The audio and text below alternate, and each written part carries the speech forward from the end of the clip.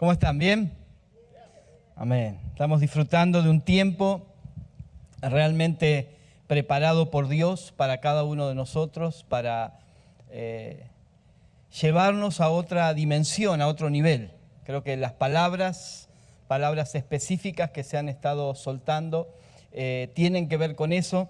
Pero antes estamos muy agradecidos al Señor por toda la atención de la casa, de los hermanos que nos han hospedado, agradecidos realmente por el amor que nos están expresando y que tiene que ver con lo que cada uno lleva dentro, ¿no? Con la expresión de la naturaleza de Cristo, de la vida de Cristo dentro de nosotros, que nos conocemos en algunos casos recién, en otros muy poquito, nos hemos visto algunas veces, pero hay algo que nos ha ligado, que nos ha unido, y es el Espíritu de Dios, amén. Y nos sentimos en familia, nos sentimos en casa, aún muy lejos de nuestro hogar, a miles y miles de kilómetros, pero nos sentimos realmente muy cómodos y libres para expresar lo que el Espíritu Santo ha puesto en nuestro corazón para este día. ¿Está listo?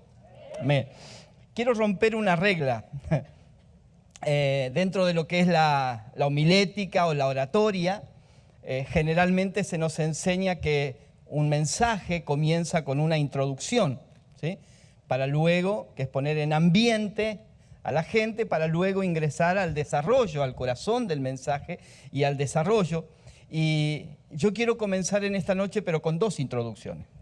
Vamos a agregar una introducción al mensaje, porque tengo dos participaciones en esta noche, y Dios mediante, si Dios lo permite, mañana. Entonces quiero hacer una introducción general que no tenía pensado, pero esta mañana muy temprano el Señor me despertó, no podía dormir, y comenzó el Señor a hablarme sobre algo en relación a lo que el apóstol Gustavo había estado hablando anoche, y relacionado con lo que el apóstol Ben nos predicaba hace unos minutos también, y exponía maravillosamente la palabra sobre la madurez. Y quiero tratar de ser claro, a ver si puedo explicar lo que el Señor me estaba ministrando y me estaba hablando. Quiero hacerlo en forma de que me ayude con su imaginación. ¿Cuántos tienen imaginación? Muy bien. Entonces quiero que me ayude con su imaginación, porque vamos a armar una plataforma. ¿Estamos bien? Vamos a armar todos juntos una plataforma que tiene que ser bien sólida para que podamos pararnos sobre esa plataforma, ¿sí? Es una plataforma cuadrada. Así que si la plataforma es cuadrada, ¿cuántas patas tiene? ¡Wow! Tremendo. Tremenda revelación. 4, ¿sí? Ahora, para reforzar más esa plataforma, ¿sí? Vamos a poner 2 patas en cada ángulo. ¿Cuántos ángulos tiene el cuadrado? 4. Así que si ponemos 2 patas en cada ángulo, multiplicamos 4 por 2, que el resultado sería 8 patas, ¿sí? Entonces, pero vamos a dividir esas patas. Estoy complicadísimo, pero vamos a dividir esas patas en pares. ¿Cuántos pares sacamos de 8 patas? Volvemos al 4, ¿está bien? Muy bien, yo quiero hablarle de 4, muy breve esto simplemente, pero tal vez sea para profundizar, y los pastores y ministros lo pueden tomar para profundizar eso y ampliarlo, pero de 4 pares de palabras, ¿sí? 4 pares de palabras que el Señor me ministró, basadas en 2 pasajes bíblicos, uno del Antiguo Testamento y uno del Nuevo Testamento. 4 pares de palabras que nos van a servir como patas de esta plataforma sobre la cual vamos a estar trabajando en las palabras que el Señor nos ha dado para estos días. La primera palabra tiene que ver con Deuteronomio capítulo 1, versículo 6. Deuteronomio capítulo 1, versículo 6. Dios dice allí: Jehová nuestro Dios nos habló en Horeb diciendo: habéis estado o han estado bastante tiempo en este monte. Diga, bastante tiempo en este monte. De allí surgen las primer par de palabras, 2 palabras, ¿sí? Tiempo y lugar. Diga conmigo, tiempo y lugar, ¿sí? Tenga en mente estas 2 palabras, tiempo y lugar. Ahora, la palabra tiempo no está sola. La palabra monte sí está sola y nos indica simplemente lugar, un lugar determinado. Pero la palabra tiempo tiene allí un adjetivo. ¿Cuál es? Bastante, ¿sí? Que nos aclara algo que tiene que ver con el tiempo. y Dios le dice que han estado bastante tiempo en ese lugar, y si uno sigue leyendo, les dice que tienen que dejar ese lugar porque ya estuvieron ahí, ¿cuánto? Bastante tiempo. No sabemos cuánto es, pero es bastante, ¿sí? Es mucho. Tal vez más del necesario. Ahora, Eclesiastés, capítulo 3, versículo 11, ¿sí?, nos habla del tiempo y dice que Dios hizo todo hermoso en su tiempo, ¿sí? Que Dios hizo todo hermoso en su tiempo. Ahora, establezcamos una diferencia entre bastante tiempo y su tiempo. Diga, bastante tiempo o su tiempo. Cuando tiene que ver con su tiempo, la cosa es, ¿cómo? Hermosa. Porque en su tiempo todo es hermoso. Ahora, ¿qué pasa cuando su tiempo se transforma en bastante tiempo? Lo hermoso se transforma en obstáculo. Así que las dos primeras palabras son tiempo y lugar. Las otras dos palabras, el segundo par de palabras, son hermoso y obstáculo. Porque cuando estamos en un lugar, en el tiempo de Dios, eso es hermoso. Pero cuando estamos en ese lugar, y cuando hablo de lugar, no solo hablo de puede ser lugar físico o puede ser una posición. ¿Cuál es mi lugar en la congregación? ¿Cuál es mi lugar en el ministerio? ¿Sí? Entonces, cuando estamos en el tiempo de Dios es hermoso, pero cuando estamos bastante tiempo, demasiado tiempo, lo que ayer fue hermoso, hoy se transforma en un obstáculo. Ahora, en esa plataforma cuadrada, y para que entendamos mejor, yo quiero que atraviese allí arriba la palabra cruzar, porque tiene que ver con eso. Tiene que ver con eso. Dios le dice a Israel, ya estuvieron bastante tiempo acá. En su tiempo este lugar fue hermoso, pero ahora es un obstáculo para que crucen. Cuando estamos bastante tiempo, más tiempo del necesario, en una posición, lo que ayer fue hermoso, hoy se transforma en un obstáculo para cruzar a donde Dios quiere que estemos. ¿Cuántos están entendiendo? Amén. Ahora quiero que vayamos un poquito más a el libro de los Hechos, ahora al Nuevo Testamento, para ver dos palabras más allí, o cuatro, los otros dos pares. Hechos, capítulo 6. Quiero ver dos palabras allí que son servicio y sensibilidad. Diga conmigo, servicio y sensibilidad. Y las otras dos palabras son oración y palabra. Diga, oración y palabra. Así que ahí tenemos las cuatro patas en pares, ¿sí? Tenemos tiempo y lugar, tenemos hermoso y obstáculo, tenemos servicio y sensibilidad, oración y palabra. Primero dijimos entonces que en su tiempo, cuando estamos en un lugar en su tiempo, eso es hermoso, pero cuando estamos bastante tiempo, se transforma en un obstáculo para ir hacia donde Dios quiere que vayamos, o para estar donde Dios quiere que estemos, ¿sí? Ahora mire Hechos 6, 1 al 4, vamos a leerlo. En aquellos días, voy a leer en la Nueva Versión Internacional, en aquellos días, al aumentar el número de los discípulos, observemos que estamos en Hechos capítulo 4, ¿sí? Ya había pasado Pentecostés, el mensaje de Pedro, Hechos capítulo 6. Ya había pasado Pentecostés, ya había pasado los primeros tiempos de la iglesia, el crecimiento de la iglesia, la curación del cojo, ya había pasado Ananías y Zafira. O sea, había pasado un tiempo, no sabemos cuánto, pero había pasado un tiempo. Al aumentar el número de los discípulos, se quejaron los judíos de habla griega contra los de habla aramea, de que sus viudas eran desatendidas en la distribución diaria de los alimentos. El crecimiento trajo un conflicto que había que solucionarlo. Y entonces acá viene versículo 2. Así que los 12 reunieron a toda la comunidad de discípulos y dijeron, no está bien. Me gusta aquí Reina Valera que dice, no es justo. No es justo. No se ajusta a lo que Dios está demandando. No está bien que nosotros, los apóstoles, descuidemos el ministerio de la palabra de Dios para servir las mesas. No está bien. Hermanos, escojan entre ustedes a 7 hombres de buena reputación, llenos del Espíritu Santo, de sabiduría, para encargarles esta responsabilidad. Así nosotros nos dedicaremos de lleno a la oración y al ministerio de la palabra. Como dije, hay dos pares de palabras que surgen de aquí: servicio y sensibilidad, en primer lugar.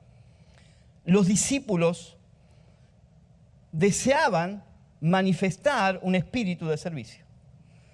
No solo deseaban, lo estaban haciendo, porque, como dije, no sabemos cuánto tiempo había pasado, pero es evidente si ellos dicen, no es justo que nosotros dejemos de hacer algo que se nos está demandando para servir las mesas. Quiere decir que ¿quiénes servían las mesas hasta ese momento? Los apóstoles.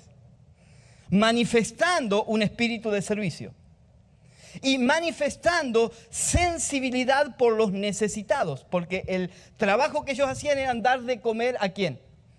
A las viudas, a los huérfanos o a los necesitados de la época. Entonces, el espíritu de servicio y la sensibilidad que tenían los discípulos, escuche esto por favor, pues a mí el Señor me habló muy fuerte. Tal vez es muy sencillo para usted, pero yo creo que es necesario que lo entendamos. El espíritu de servicio y la sensibilidad de los apóstoles para servir a una necesidad en su tiempo fue hermoso, pero ahora se estaba transformando en un obstáculo. Para que ellos cruzaran, para que maduraran, para que avanzaran a otra cosa, porque esa tarea otros la podían hacer y de ellos Dios estaba demandando algo más. Amén. Y lo que Dios estaba demandando, y este es el la cuarta pata o par de palabras, es, y lo expresan allí ellos en el versículo 4, nosotros nos dedicaremos de lleno. Diga por favor, dedicaremos. De lleno. Y ahí creo que esta palabra es para, no sé si es para todos, pero sí para algunos. En esta noche, específicamente, nosotros nos dedicaremos de lleno a dos cosas fundamentales: la oración y la palabra. La oración y la palabra. Y hermanos, necesitamos cruzar a ese lugar, a esa posición. Dios está demandando que hay cosas que tenemos que dejar de hacer porque ya no es su tiempo. Que en su tiempo fue hermoso, pero que si ya es bastante tiempo, ahora eso debe quedar en manos de otros para que nosotros nos dediquemos a la oración y a la palabra. Si hemos de ser fieles a nuestra administración, la oración y la palabra no puede ser algo descuidado. Si vamos a ser fieles a nuestra administración, la oración y la palabra son esenciales. Y como dije, esta es una introducción general porque yo quiero hablar en esta noche puntualmente de la oración y mañana, si Dios lo permite, de la palabra. Amén. Porque estas dos cosas necesitamos entenderlas desde una perspectiva de lo que Dios nos está demandando a cada uno de nosotros. Así que, dicho esto, no sé si quedó claro, pudo armar la plataforma. Sobre esa plataforma nos paramos. Amén. Sobre esa plataforma nos paramos porque queremos estar en su tiempo donde todo es hermoso. En el tiempo de Dios donde Dios quiere que estemos. Amén. Y si tenemos que cruzar dejando cosas, como escuchábamos hace un momento, que cruzar no es solamente avanzar, sino que dejar cosas atrás, necesitamos hacerlo. Y como ministros del Señor, una de las áreas que necesitamos entender, pero dedicar tiempo a entender, es la oración. Es la oración. Y yo quiero hablarles en esta noche de la oración en el Espíritu. Diga conmigo, la oración en el Espíritu. No me conteste en voz alta, pero piense, ¿qué respondería usted ante una pregunta en un examen para un doctorado? Ante la pregunta, ¿qué es la oración en el Espíritu? ¿Cuál sería la respuesta? ¿Qué es orar en el Espíritu? ¿Qué es lo primero que se nos viene a la mente cuando pensamos en esto? Vamos a Judas, por favor, capítulo 1, es el único. Judas, versículo 17.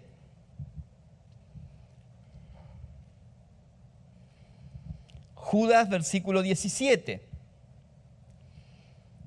Ustedes, queridos hermanos, recuerden el mensaje anunciado anteriormente por los apóstoles de nuestro Señor Jesucristo. Ellos les decían, en los últimos tiempos habrá burladores que vivirán según sus propias pasiones impías.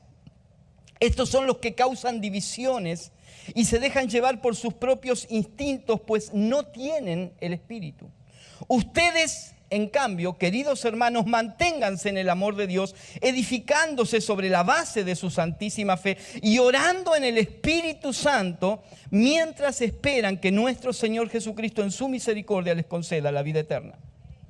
Otra vez dos palabras que surgen en el comienzo de este versículo, dos palabras que definen personas: estos y ustedes. Diga, estos y ustedes.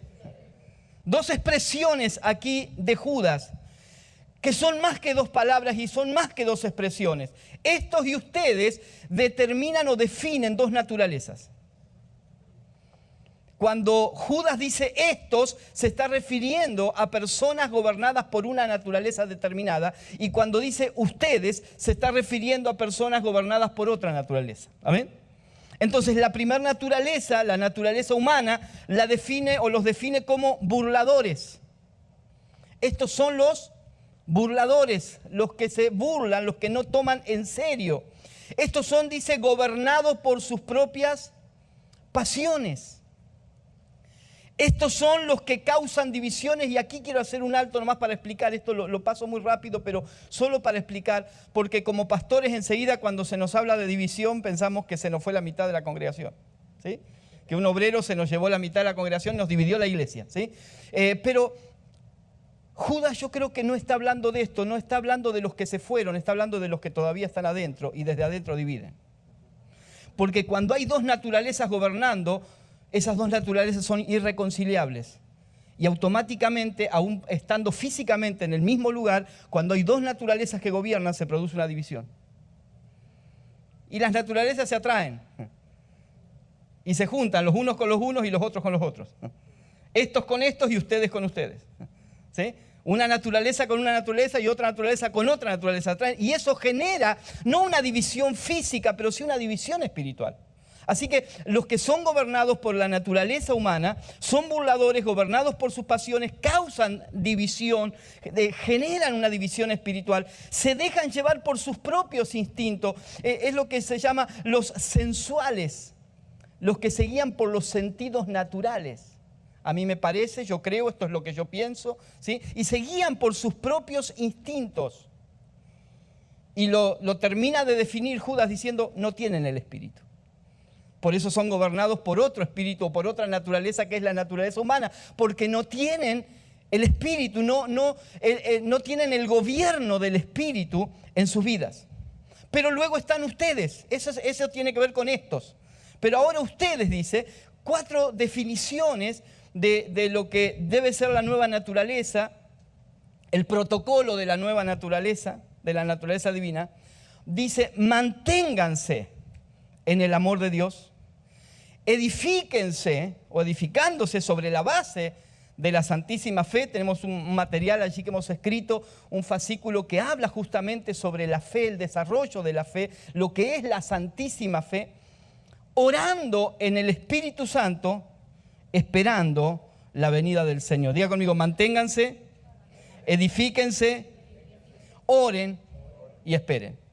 Dentro de ese protocolo nos centramos hoy en el orando en el Espíritu Santo. Orando en el Espíritu Santo. ¿Qué es orar en el Espíritu? Claro, antes de definir orar en el Espíritu, y aunque pareciera irrelevante, creo que es muy importante, necesitamos definir qué es orar.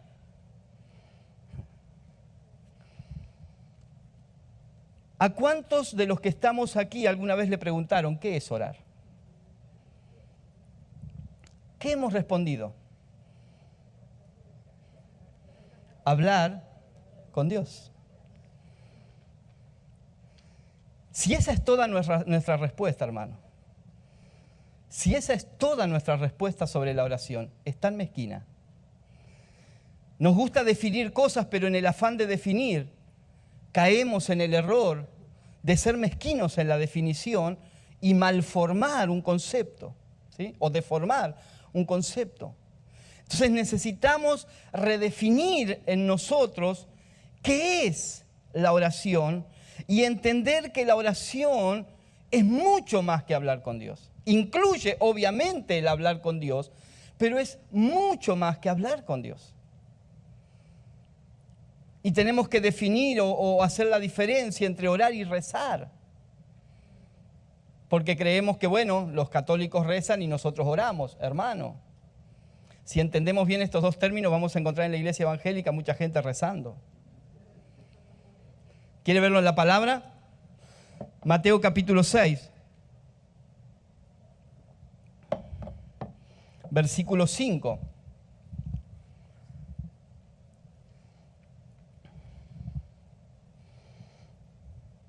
Cuando ores, esto es para los que oran, si no, usted no escuche. Cuando ores, no seas como los hipócritas, porque a ellos les encanta orar en pie en las sinagogas y en las esquinas de las calles para que la gente los vea. El problema no es dónde, sino para qué. ¿Sí? El problema no es dónde. El problema es para qué. Para que la gente los vea. De cierto te digo que con eso ya se han ganado su recompensa. Pero tú cuando ores, otra vez para los que oran, pero tú cuando ores, entra en tu aposento con la puerta cerrada, ora a tu Padre que está en secreto.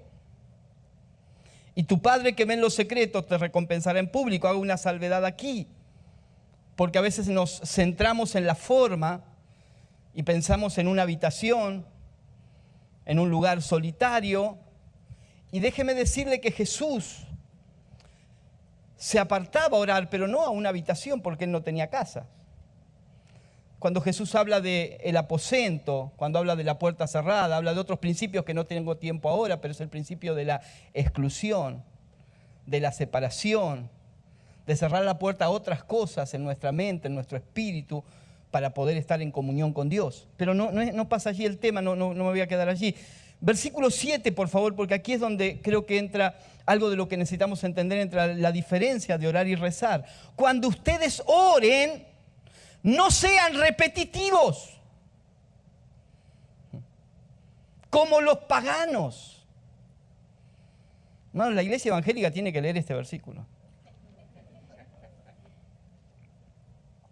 Cuando oren, no sean repetitivos como los paganos que piensan que por hablar mucho, por orar largo, serán escuchados.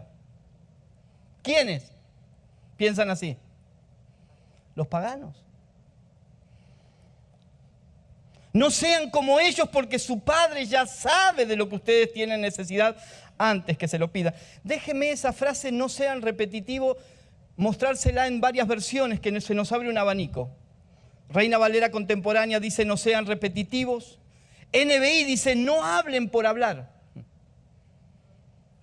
Traducción lenguaje actual, no usen muchas palabras. La NTV, más dura, no parlotees de manera interminable. Wow. Reina Valera 1960, no uséis vanas repeticiones. La Biblia de las Américas, no uséis repeticiones sin sentido. Dios habla hoy, no repitan ustedes palabras inútiles, palabra de Dios para todos, no alarguen demasiado su oración.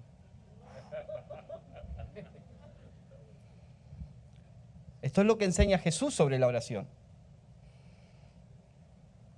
Pero ¿cuál es el pensamiento nuestro con respecto a la oración? ¿Qué pensaría usted si viene y le dice, pastor, ore por mi familia? Pastor pone su mano sobre usted y le dice, Padre, yo bendigo a toda su familia. Amén. ¿Qué piensa usted? ¿Eso es una oración? ¿Y la unción? ¿Y el racataca? ¿Dónde está? ¿Cuántas veces en los almuerzos, en campamentos, en retiros, en un grupo de jóvenes o de mayores, hay que comer y se le pide a uno que ore? Y si dice, Señor, bendice estos alimentos, amén. ¡Qué hambre que tenía!, ¿no? ¿Sí o no? Qué cortito que oraste. Porque no lo enseñamos, hermano, pero seamos sinceros, saquémonos las caretas, ¿sí? ¿Nos sacamos las caretas todos? Dele. Muy bien. Nos parece que una oración larga es más ungida que una oración corta. Está implícito en el pensamiento, está en el aire. Medimos de alguna manera, indirectamente, inconscientemente, yo no sé, pero medimos la oración por las palabras. Y pensamos que si decimos ciertas palabras, la oración tiene más poder que si no usamos esas palabras. Todo eso, hermano, es rezar. Aunque no sea el Padre Nuestro. No usen vanas repeticiones. Cuando Jesús ora, y no quiero entrar en esto porque tal vez es un detalle, pero solo a modo ilustrativo. Cuando Jesús enseña el Padre Nuestro, ¿cómo comienza orando? Padre Nuestro. ¿Cuántas veces dice Padre en la oración? Primero, la oración es breve. Segundo, ¿cuántas veces dice Padre? ¿Cuántas veces dice usted Padre amado, Padre celestial, Padre de la gloria, cada vez que ora? 855 veces en una oración de 10 minutos. ¿Sí o no?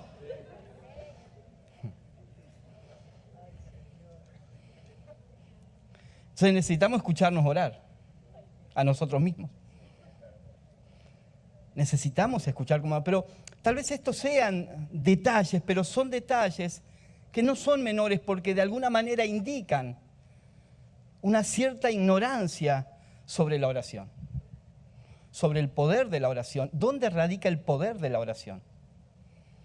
¿La oración es informarle a Dios lo que yo necesito? Si el Padre ya sabe, dice Jesús, ¿para qué hablas tanto?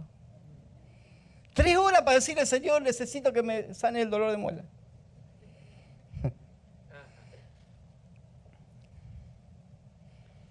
La oración es más que hablar con Dios, amén. Es más que un rezo. La oración es más que un ejercicio religioso. Se nos ha enseñado muchas veces la oración como una disciplina. Aunque no tengas ganas, aunque no te guste, tenés que orar. Y si querés más poder, y si querés más unción, de madrugada. ¿Sí o no? Más sacrificio, más poder, más unción. ¿Sí o no? Porque la Biblia dice, el salmista dice, de madrugada te buscaré. Pregunto, ¿de madrugada te buscaré se refiere a un horario cronológico o a un sistema de prioridades? ¿Qué se refiere? Claro, en el antiguo pacto, la oración tenía que ver con horarios, tenía que ver con lugares y tenía que ver con posición del cuerpo. Pero en el nuevo pacto, ¿quién nos dijo que Dios escucha más una oración a las 5 de la mañana que a las 5 de la tarde? Pero ¿qué vemos nosotros como más espiritual? La de las 5 de la mañana. Porque entendemos la oración como una disciplina o un ejercicio religioso. Y si la entendemos así, no estamos entendiendo la oración. La oración es más que una obligación. Usted ora y claro, soy cristiano, tengo que orar. Es más que una obligación. Debemos ir definiendo cosas muy básicas desde el comienzo. Estoy empezando muy desde abajo, ¿no? Pero desde el comienzo debemos ir definiendo cosas muy básicas de la oración. La oración,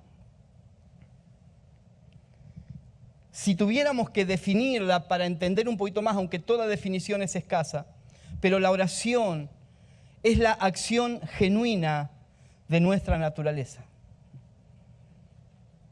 La oración es la acción genuina de nuestra naturaleza, como el respirar. Como el respirar. ¿Cuántos se levantan todos los días y se proponen y dicen y le prometen al Señor, Señor, a partir de la semana que viene, porque hoy se predicó, voy a respirar 1 hora todos los días?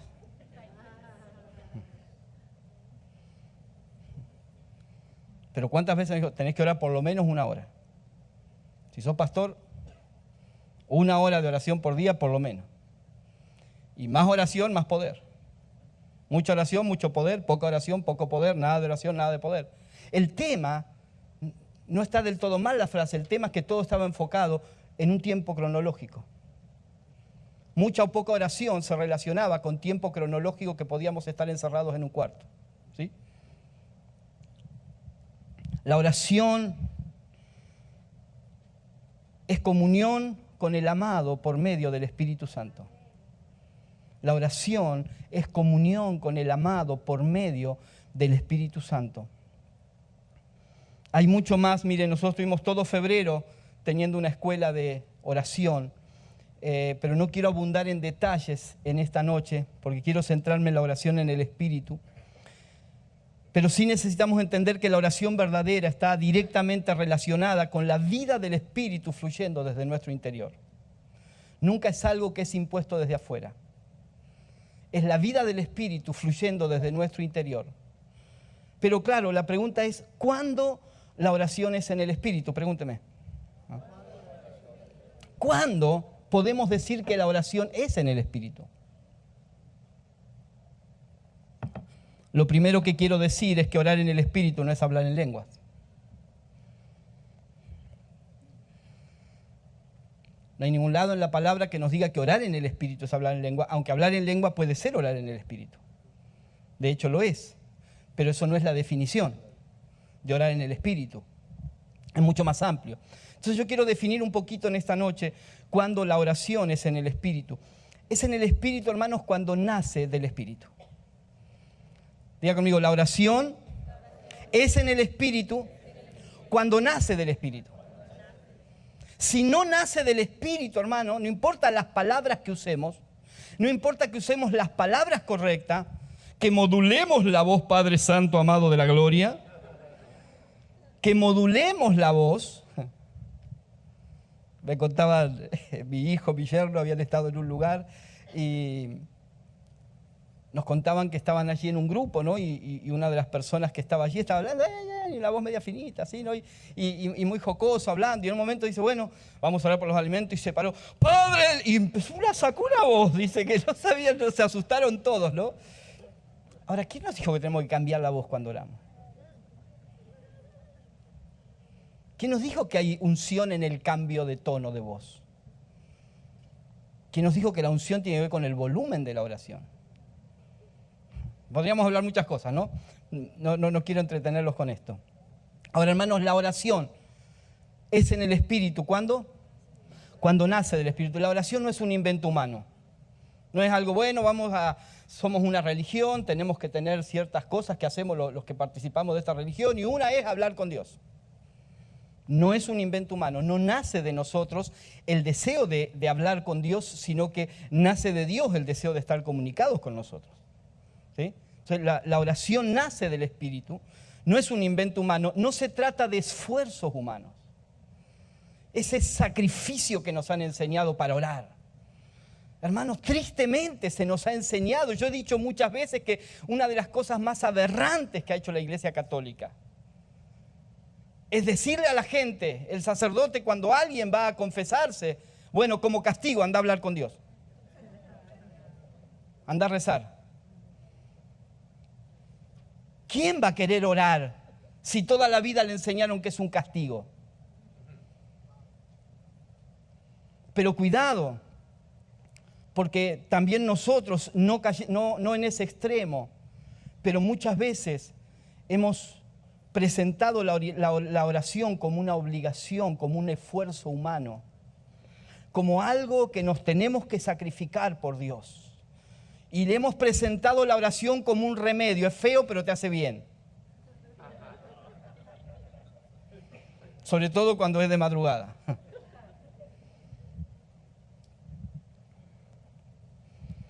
La oración no es una penitencia. La oración no puede ser una imposición. Hermanos, todos tenemos que orar. Y todos tenemos que orar tanto tiempo y de tal hora a tal hora. No puede ser una imposición si realmente la oración nace del Espíritu.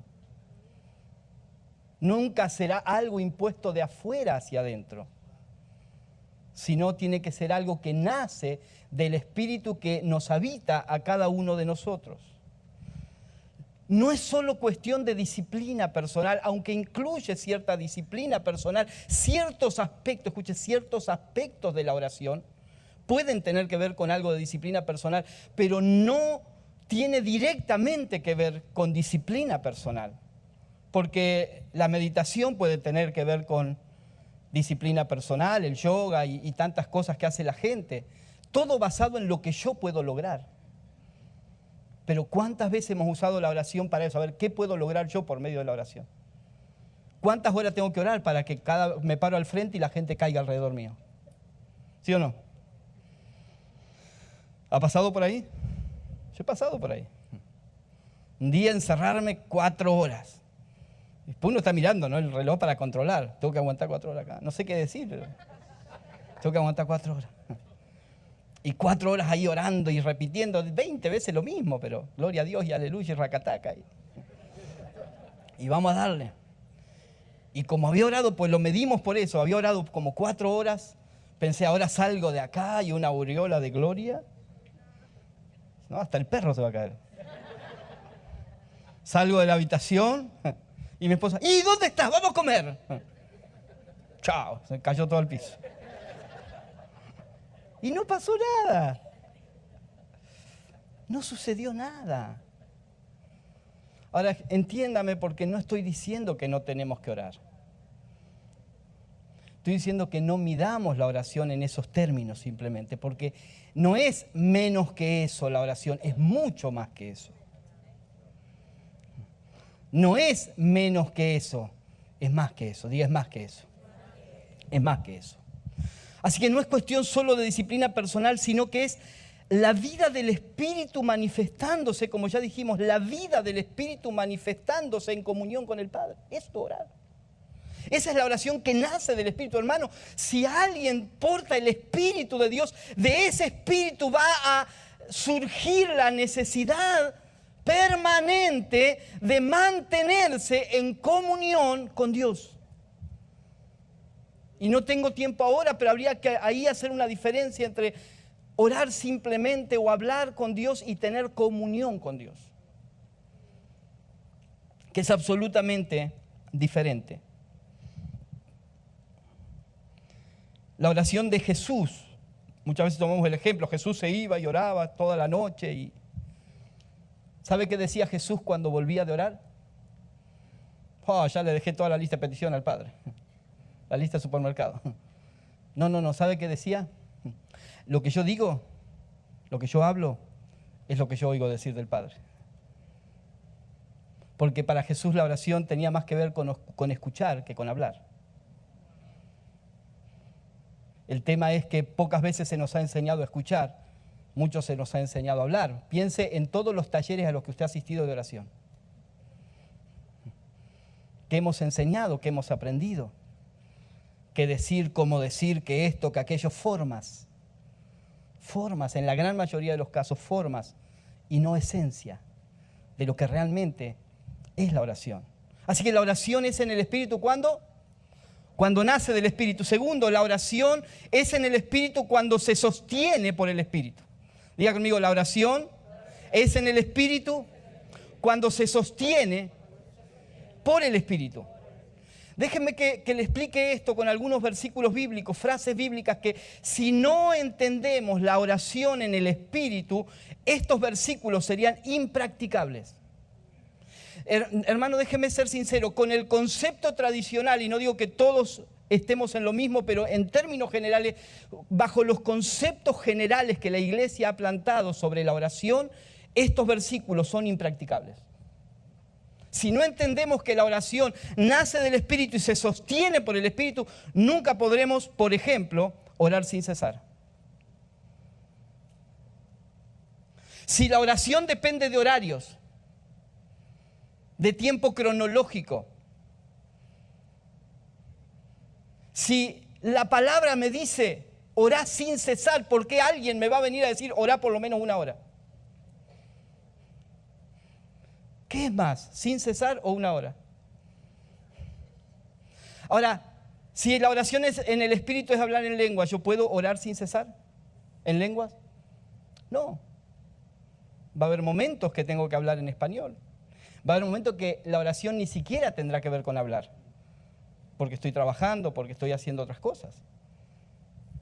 ¿Qué es orar sin cesar? ¿Qué es permanecer en estado de oración? Diga conmigo, permanecer en un estado de oración. No minimizo el poder de la oración, pero quiero llevarla al plano de la oración en el Espíritu, que no tiene que ver con momentos, tiene que ver con una vida, tiene que ver con un estado de oración.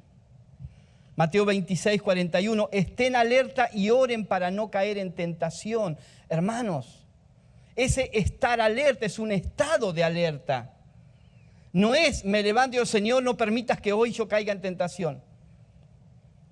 Porque cuando llegue la tentación ni tiempo de orar vas a tener. El orar para no caer en tentación es, yo me mantengo en alerta y en oración permanente, y eso me ayuda a no caer en tentación. Porque no estoy distraído, porque no estoy desconectado nunca. No estoy desconectado nunca. Porque vivo en estado de alerta y vivo en estado de oración. Efesios 6, 18. Oren en el Espíritu en todo momento. ¿Cuándo? Por lo menos 2 horas. Más espirituales, 3 horas. 4. ¿Cuánto? En todo momento, con peticiones y ruegos, que incluye la oración, manténganse alerta otra vez y perseveren en oración por todos los santos. ¿Ven las palabras? En todo momento, manténganse alerta, perseveren en oración. Perseverar en oración es más que orar todos los días, es un estado continuo del Espíritu. Hermanos, la oración en el Espíritu se sostiene por el Espíritu. Si no se sostiene por el Espíritu, no podemos, otra vez, aplicar estos versículos. Primera Tesalonicenses 5:25. Hermanos, oren también por nosotros. Orar por los santos, orar por quienes están ministrando. Ahora, déjenme mostrarle cómo por el Espíritu podemos orar por otros. Muchas veces cuando oramos por otros es por distintas razones. A veces oramos por otros porque el otro nos pidió oración. ¿Está bien? ¿Le han pedido oración alguna vez? O sea, cuando alguien pide oración, ¿usted qué hace? Ora por esa persona, ¿sí? Otras veces no es la persona la que nos pide oración, sino que nos enteramos que alguien está en una situación. No nos pidió nada, pero porque me enteré que está en esa situación, yo oro por esa persona. ¿Está bien? Pero también nos ha pasado, sé que a usted le ha pasado, me ha pasado a mí, de momentos en los que ni nos pidieron ni nos enteramos de nada, pero por alguna razón a las 3 de la mañana, a las 3 de la tarde, a las 5 de la tarde, a las 12 del mediodía, en algún momento del día, algo se despertó en nuestro espíritu, vino el nombre de una persona, vino una situación que no conocíamos, pero que el Espíritu trajo a nuestra vida y nos llevó a interceder por esa persona. Eso solo puede suceder cuando la oración se sostiene por el Espíritu. No depende de información solamente, sino que se sostiene por el Espíritu. Habría muchos testimonios, pero recuerdo uno cuando nuestra hija y su esposo, ellos son pastores de nuestro ministerio, Santiago y Ivana, con sus hijas decidieron dejar Buenos Aires para ir a Tierra del Fuego, donde estamos nosotros, a vivir. Y íbamos siguiendo más o menos por teléfono, nos iban contando del viaje, por dónde estaban, pero ya para entrar en la isla, nosotros vivimos en una isla, hay que cruzar el estrecho de Magallanes y después hay una parte que es ripio, es tierra, varios kilómetros que tenemos que hacer por tierra para poder llegar a la ciudad donde estamos. Dentro de Chile tenemos que ir a Chile y después entrar a Argentina, así que es bastante complicado y en esa parte no hay comunicaciones. Y en un momento determinado, mi esposa siente, después ya me cuenta, a una hora determinada sintió de orar muy fuerte por ellos y por el viaje, que el Señor los guarde, que el Señor guarde el vehículo. Y hizo allí una oración en el momento en que el Espíritu le indicó. Cuando horas después llegan ellos a casa, nos cuentan que casi se dan vuelta, casi en el ripio se les fue el auto y casi comenzaron y dieron algunas vueltas, pero no volcaron, no volcó el vehículo.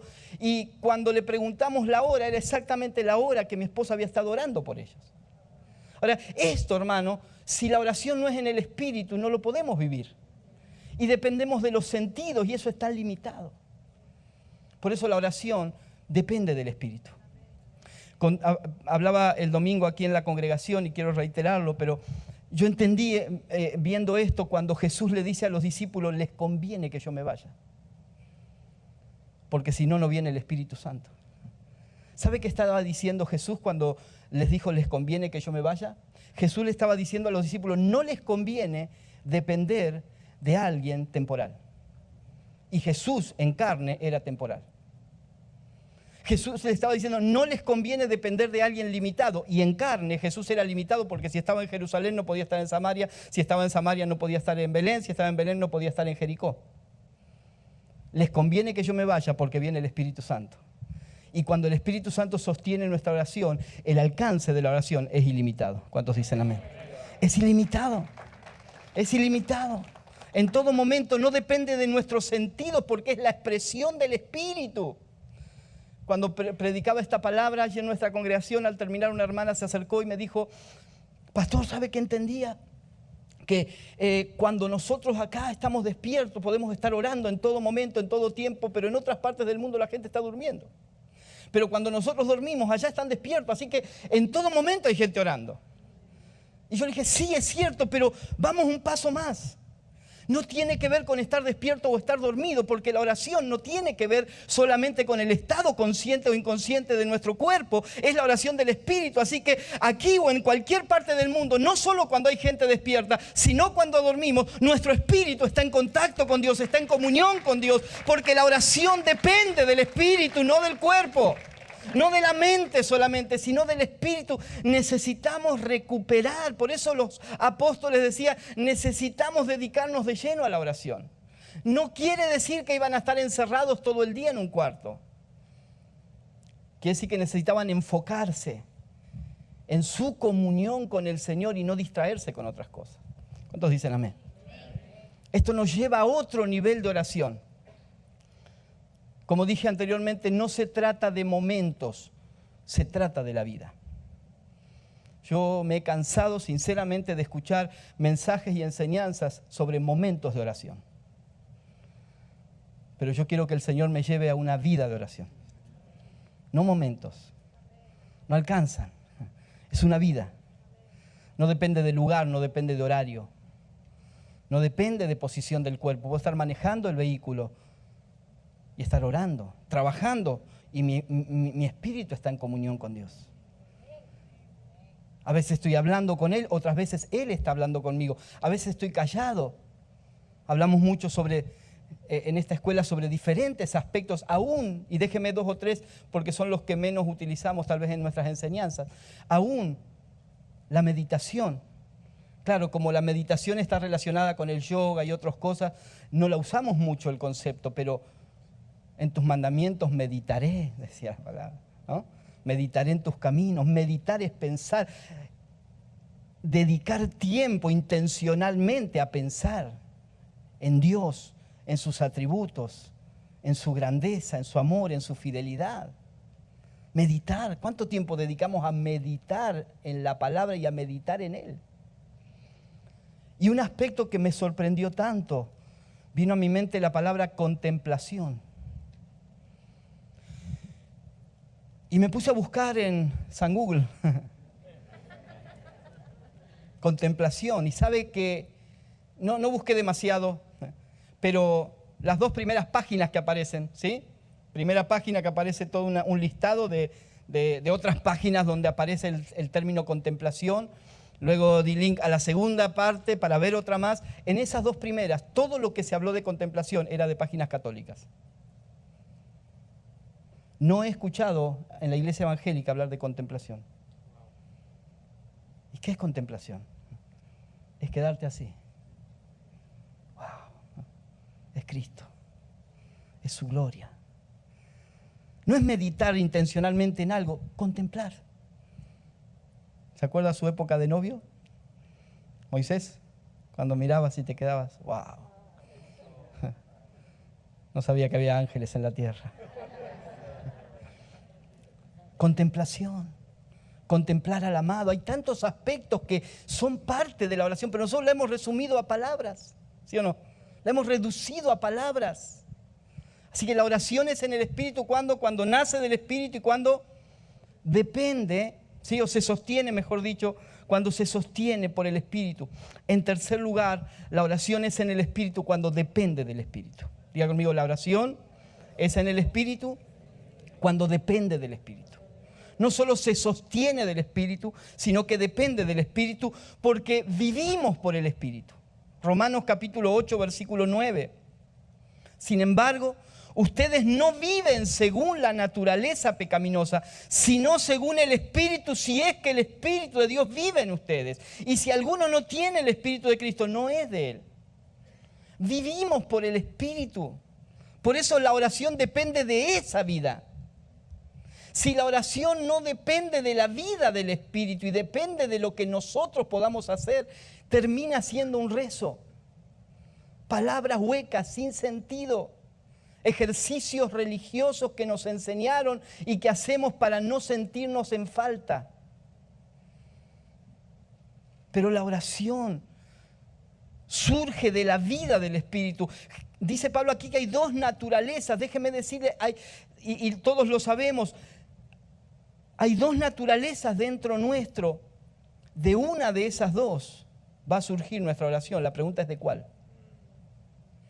¿De qué naturaleza surge mi oración? ¿Surge de la naturaleza humana?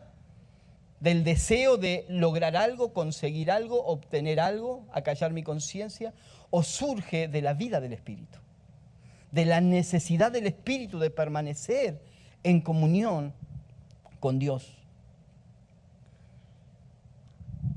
Cuando Jesús promete el Espíritu Santo, Él dice que enviaría al Consolador. Todos sabemos allí que la palabra griega es paracleto, ¿sí? Y la palabra paracleto incluye varias cosas. El que consuela, pero también una acepción de esta palabra tiene que ver con el intercesor, el que intercede. Y eso está en consonancia con Romanos 8, 26.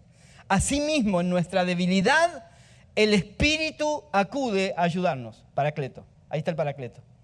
El Espíritu acude a ayudarnos. ¿Por causa de qué? De nuestra debilidad. Entonces dice Pablo, no sabemos qué pedir. Cuando se trata de pedir, cuando la oración tiene que ver con pedir, con peticiones y ruegos, no sabemos qué pedir. Pero el Espíritu mismo intercede por nosotros con gemidos que no pueden expresarse con palabras. ¿Cuántos le han pedido cosas a Dios que Dios no les ha dado?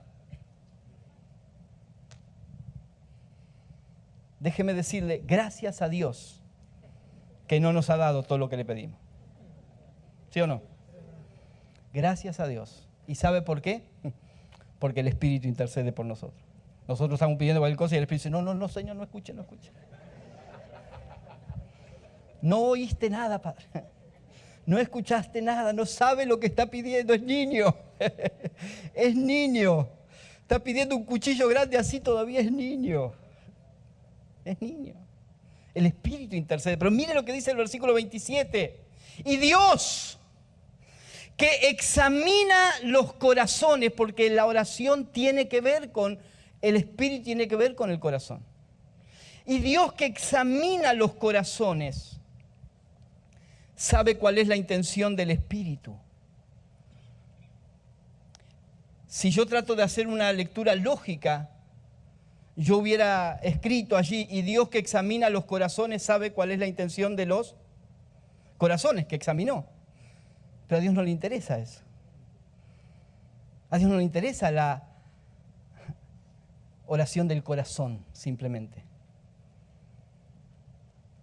No, pero el salmista dice, deleítate en el Señor y Él te concederá las peticiones de tu corazón. Claro, pero después Jeremías dice, engañoso es el corazón más que todas las cosas. ¿Podemos confiar en nuestro corazón? No. Por eso el Espíritu intercede por nosotros. Dice, y Dios que examina los corazones sabe cuál es la intención del Espíritu.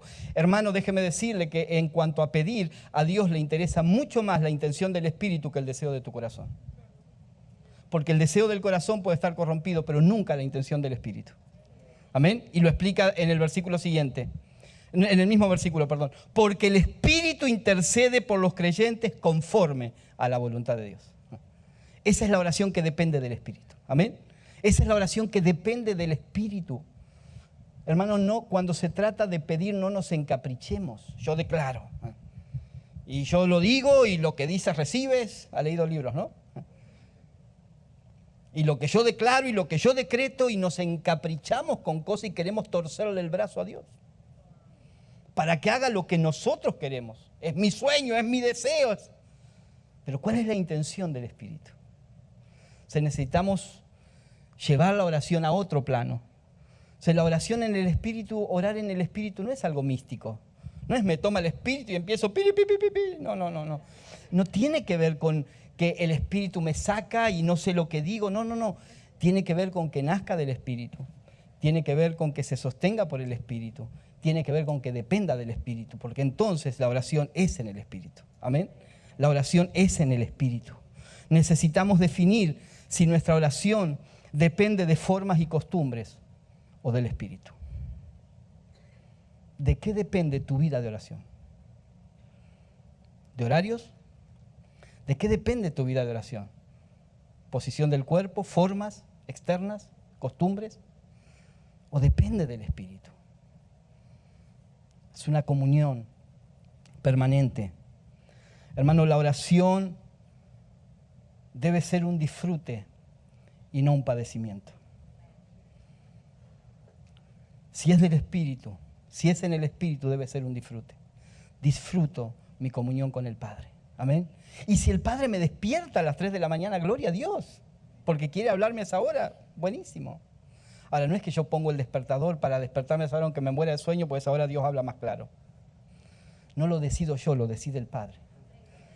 ¿Cuándo? ¿A qué hora? ¿En qué momento? Mire, Dios me ha hablado en las circunstancias más insólitas. Me ha dado mensajes, palabras, en circunstancias insólitas que nada han tenido que ver con un ámbito eclesiástico. Porque no dependemos de eso. No dependemos de un lugar. Hermano, venga a orar a la casa de Dios. No dependemos de un lugar. Nosotros somos la casa de Dios. No un lugar. Buenísimo si podemos juntarnos y en la comunión y tener tiempos de oración, pero los motivos tienen que ser otros. No porque acá Dios escuche más que en tu carro. No porque acá Dios te va a escuchar más que en la calle. Entonces tenemos que sacarnos todo concepto de formas. ¿Qué palabras uso? No tengo tiempo ahora, pero hemos mal usado tanto el nombre de Jesús. Cuando Jesús dice todo lo que pidan en mi nombre, nosotros lo transformamos en una frase con la que terminamos todas las oraciones, ¿sí o no? Yo lo hago en el nombre de Jesús, amén. Y creo que estoy orando en el nombre de Jesús. Es mucho más. Jesús te dice todo lo que pidan en representación mía. Porque si lo que pido salió simplemente de mi deseo, aunque la frase termine diciendo en el nombre de Jesús, estoy hablando en mi nombre. Pero usamos fórmulas, frases que han desvirtuado el concepto de la oración en el Espíritu. Desarrollemos, si queremos tener una vida de oración, necesitamos desarrollar una vida en el Espíritu. No son dos cosas diferentes. Si queremos tener una vida de oración, necesitamos desarrollar una vida gobernada por el Espíritu. De allí va a salir nuestra vida de oración, sean momentos apartados o sean momentos en cualquier ámbito del día, sea solos en nuestra habitación, solos en algún lugar, o sea en un ámbito donde hay gente, pero nos excluimos intencionalmente, interiormente, para estar en comunión con el Padre, para permanecer en comunión con Él, no desconectarnos en ningún instante. Porque también aquí habría que hablar de la presencia de Dios. ¿Qué es estar en la presencia de Dios? ¿Su presencia está aquí? Sí, de la misma manera que está en el carro. Se manifiesta diferente, la percibimos diferente, pero Él está en todo lugar. Su presencia está en todo lugar, por lo tanto, en cualquier lado yo puedo hablar con Él, en cualquier lado puedo oírle a Él, en cualquier lado puedo contemplarle a Él, puedo meditar en Él, puedo alabarle a Él. ¿Amén? Quiero ya ir terminando, si me ayudan los músicos, por favor. Tantas cosas, la oración entra en un listado de cosas que se nos han impuesto o enseñados como algo de afuera hacia adentro. Pero cuando hablamos de la vida del Espíritu, no hablamos de algo que recibimos en una reunión o en un congreso, hablamos de algo que ya está dentro nuestro. Amén. Y que de adentro nuestro fluye. Juan 7:37, todos conocemos, dice: en el último día, el más solemne de la fiesta, Jesús se puso en pie y exclamó: si alguno tiene sed, venga a mí y beba. De aquel que cree en mí, como dice la Escritura, brotarán ríos de agua viva. Otras versiones: de su interior correrán ríos de agua viva. Con esto se refería al Espíritu que habrían de recibir más tarde los que oyeran en él. Hasta ese momento el Espíritu no había sido dado porque Jesús no había sido glorificado todavía. Luego el Espíritu vino y ahora el Espíritu está dentro nuestro. Amén. Desde dentro nuestro fluye la vida. La vida del Espíritu no viene por un mensaje. La vida del Espíritu no viene por una oración. La vida del Espíritu no viene por una reunión tremenda. La vida del Espíritu ya está dentro de cada uno de nosotros. Se tiene que liberar el río que hay en nuestro corazón. Y ese río se expresa en alabanza, se expresa en oración, se expresa en comunión, se expresa en contemplación, en meditación. Esa es la oración en el Espíritu. Es el río fluyendo libremente. El río fluyendo libremente. Permitamos que el Espíritu nos guíe en nuestra oración. Cuando vamos a pedir puntualmente, que es un aspecto importante, aunque no es el único, pero es importante, pidamos que el Espíritu nos guíe para saber qué pedir, para no pedir cualquier cosa. No es lo que yo quiero, es lo que el Padre quiere. Practiquemos una comunión con el Padre que solo el Espíritu puede producir. No hay un taller para cómo tener comunión con el Padre. Es la vida del Espíritu fluyendo la que nos mantiene en comunión con el Padre. El problema nuestro es que hemos esquematizado todo y le hemos sacado la vitalidad y la espontaneidad a la vida del Espíritu fluyendo dentro nuestro. Yo quiero invitarle a estar de pie un momento.